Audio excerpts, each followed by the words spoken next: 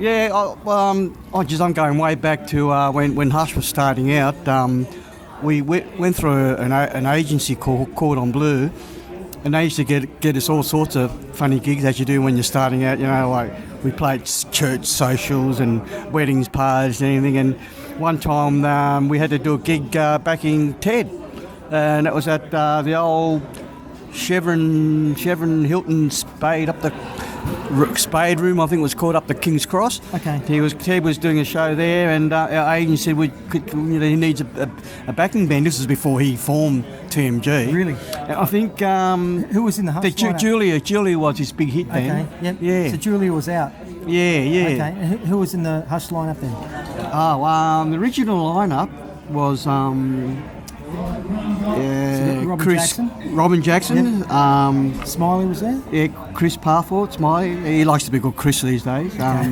Keith Lamb and John Coots, the drummer. We all started in Seven Hills, actually. Chris Nolan's parents had like a tennis courts in Seven Hills, and there was this like a shed out the back there, and we were so keen. We'd be in there all weekend rehearsing, learning songs, and that's how it started. You know, in those days you didn't have video games or computers, so all you did was you just want to play music. Rain, hail, or snow, we'd be in that little shed. And was plucking that away. your background? Did you grow up in western suburbs? Yeah, I lived in Bass Hill. Yeah. And I always remember John, the drummer, met Robin and Keith. They just come out from England. I think in those days you'd spend 3 months on the boat, you know, coming out from England. Yeah, John met Robin and Keith. They were in a little band together, and then they said, "You know any bass players?" And yeah, we know this guy, Ricky. You know, go out and meet him, you know, see if he wants to join us. And that was the beginning of Hush, actually. Okay. So I joined Robin and Keith, and they come out from England, so they had all this inspiration from all the British bands. Like, you know, they came out here and they said, "Look, you know, a lot of bands in Australia, they just play blues music. They don't cater for the audience. They don't try to put on a show or do stuff." But they brought all these ideas out from England. They said, "Oh, we're going to form a real good rock and roll band and get dressed up, you know, connect with the audience." And I really believe Hush pioneered that in Australia.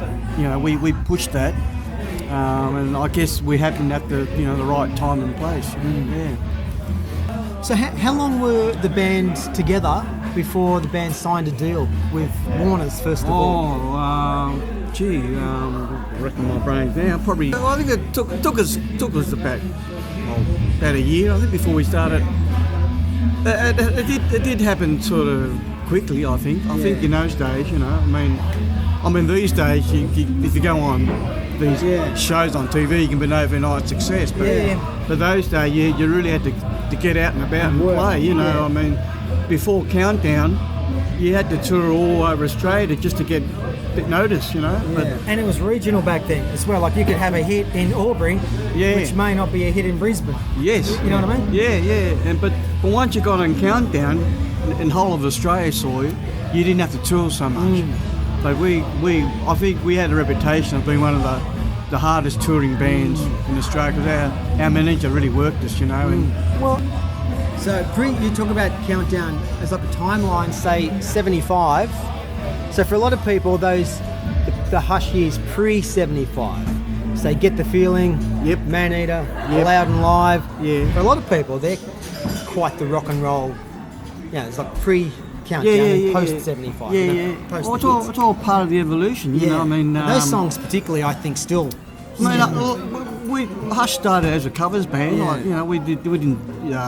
The original started coming later on. I think in those days, most bands, to get work, you know, you had to do covers, and then you slowly introduce some originals. I think our strategy was to use the covers to build up a fan base. Once you got a following, we can slowly introduce a few originals. You know, they're a bit more, they accept it a bit more. You know, rather than try and just shove it down your throat. You got to win the fans over, and then then you start introducing the originals. I think that worked for us. That's how it worked for us, you know. And, Are you happy with are you content with the legacy of Hush as it is nowadays? Do you think it could be greater or more significant? Or? Oh, I've never really thought about it.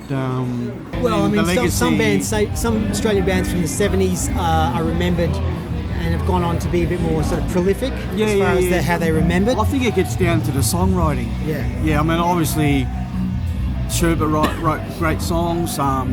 Cold Chisel wrote great songs. It gets down to the song. I mean, we had we had the big hits, but they were covers. But I mean, on the albums, we had a lot of originals on the albums, but people remember us from the hits. You know, Boney Maroney. But yeah, that's how it seems to work. You know. As far as songwriting, I think other bands had better product, you know. But you know, we had a good run, you know. Have you seen the documentary on YouTube about the Year Old Roadies? Yeah. That actually captures it does, as a timepiece. It captures a period piece. It's very well done. Yeah. And your current outfit, Get Rocked. Yep. Having fun with that. Yeah, I always remember when I left Hush. Was it Ram magazine did a big story on me about leaving Hush. They showed a photo of me and they said, oh, you know, Rick's leaving Hush, he's going to take a break from the music industry and he's going to go back and study graphic design and all that.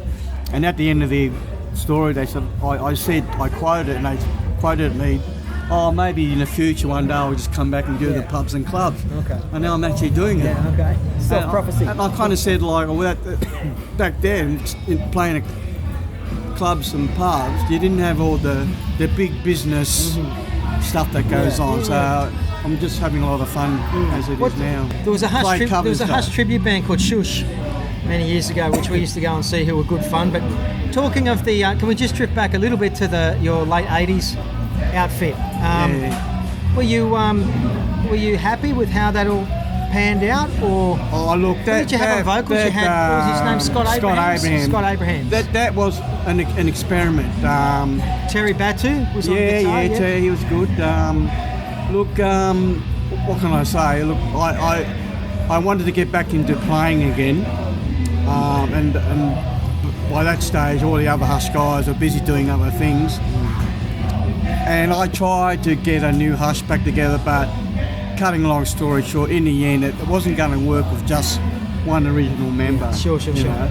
So I said to the agency, look, I'm going to take it off the road because I don't want to damage the Hush name. You know, keep that legacy going with the original members, but you know, it was just something that I tried, and it was good. I think we saw a few shows. I remember seeing some shows with Martha. One was at the Sydney Cove Tavern. I remember that was. But you got to remember, back in the 80s, the whole scene was changing, and all the disco scene was coming in. A lot of clubs stopped hiring bands; they were hiring DJs to play disco music. Yep. And I remember doing. We got a gig at where was it now? Some big club out west somewhere. We did a double bill with Masters Apprentices. It was the Tiffany's. And everyone, Blacktown. Everyone. Tiffany's. They all, when the DJ was playing the disco music, everyone got on the dance floor. But when the live bands came on, they all, that was the change in the symbolic, scene, isn't it? So when I was trying to get Hush back there, it was just the wrong time. Yeah. You also spent many years in the Gin House Blues Band. Yeah, what are your memories of that time? Yeah, I've always liked playing the blues. Blues is my background. Who's your favourite players? Favourite blues players? I like Buddy Guy. I like all the Chicago sort of stuff, the rock sort of blues. Okay. But Gin House... You like Stevie Ray Vaughan? Yeah, I love Stevie. Yeah. Gin House Blues Band, I started with a couple of guys, and we ended up getting Tony Sini. Yep. We were doing a few gigs around town, and then he went overseas, and then I sort of lost interest in it. But when he came back, he took it up again.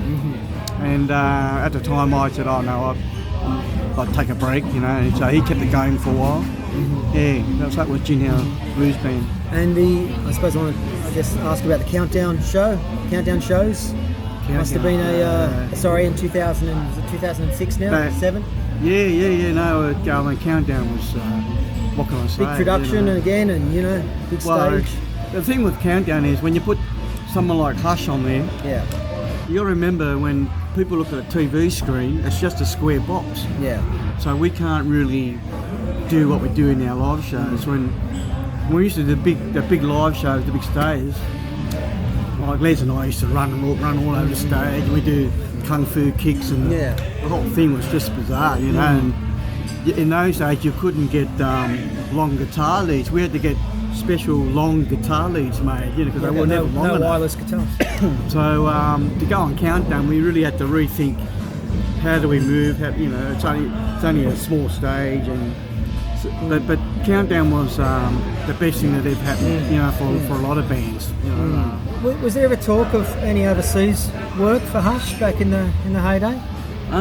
There was, but I don't know too much about what happened with the record companies. But I think they released Glad all overseas. I think the manager was waiting for that to happen, but it didn't happen. So he said, look, a lot of bands go over there and they get broke and they lose their houses and it all goes, like.